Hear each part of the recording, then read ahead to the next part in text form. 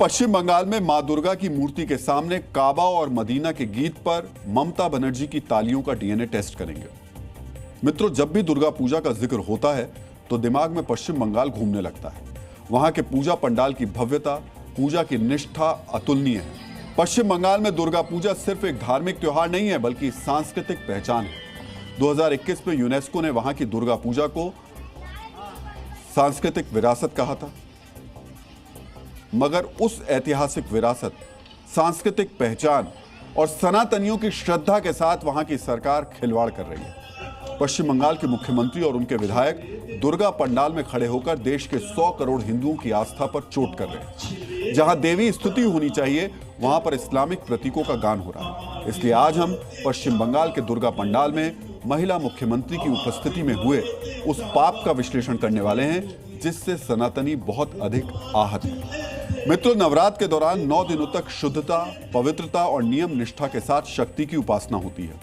अभी जब नवरात्र चल रहा है तो कमोवेश हर हिंदू मां देवी देवता की आराधना कर रहा है। लोग दुर्गा सप्तशी का पाठ करते हैं, हिंदी में दुर्गा चालीसा पढ़ते हैं, गायत्री मंत्र का जाप करते हैं, देवी की अलग अलग वंदना गाते हैं। मगर कोलकाता के भवानीपुर में ममता बनर्जी की पार्टी के विधायक ने दुर्गा पंडाल में मक्का मदीना को याद करके गाना गाया। विधायक का नाम मदन मित्रा है, जो एक्टर से विधायक बने हैं। वो दुर्गा पंडाल में खड़े होकर सुर ताल के साथ जो गा रहे हैं, वो ना तो दुर्गा चालीसा में कहीं है और ना ही देवी की कोई वंदना है। वो दुर्गा पंडाल में इस्लाम को याद कर रहे हैं और मुख्यमंत्री ममता बनर्जी ताली बजाकर उसे अनुमोदित कर रही हैं। मदन मित्रा ने दुर्गा पंडाल में खड़े होकर कैसा पाप किया, वो अब आपको सुनना चाहिए।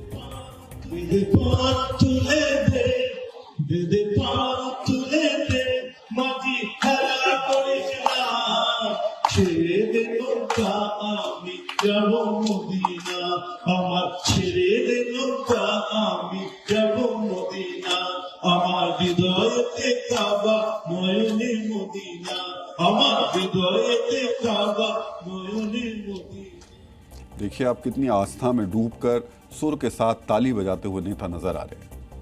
मां दुर्गा के सामने खड़े होकर मदन मित्रा बंगाल में कह रहे हैं उनके हृदय में काबा है, आंख में मदीना है।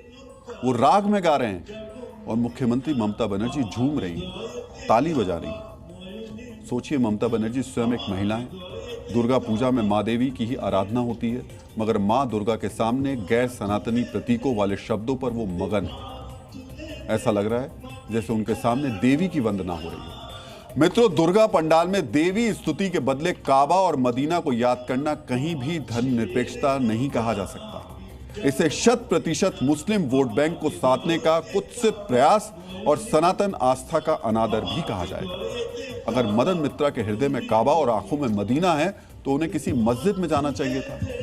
मगर जिस तरीके से ममता बनर्जी के समर्थन से दुर्गा पंडाल में उन्होंने ये पाप किया है, उसे एक तरह से देश के 100 करोड़ हिंदुओं को उकसाने वाली साजिश भी कहा जा सकता है। मित्रों, ममता बनर्जी के साथ खड़े होकर मदन मित्रा जैसे विधायक सनातनियों का उपहास कर रहे हैं, तो उत्तर 24 परगना जिले में टीएमसी के विधायक ने दुर्गा पूजा के दौरान इस्लामी फरमान जारी कर दिया। आम डांगा के तृणमूल कांग्रेस विधायक रफीकुर रहमान ने कहा है, अपने क्षेत्र में दुर्गा पूजा आयोजकों से ये उन्होंने कहा है कि नमाज के वक्त पूजा मंडप के माइक बंद रखो।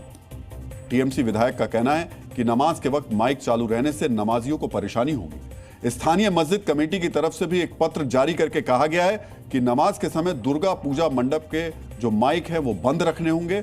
बाकायदा इसके लिए समय निर्धारित करके बताया गया है।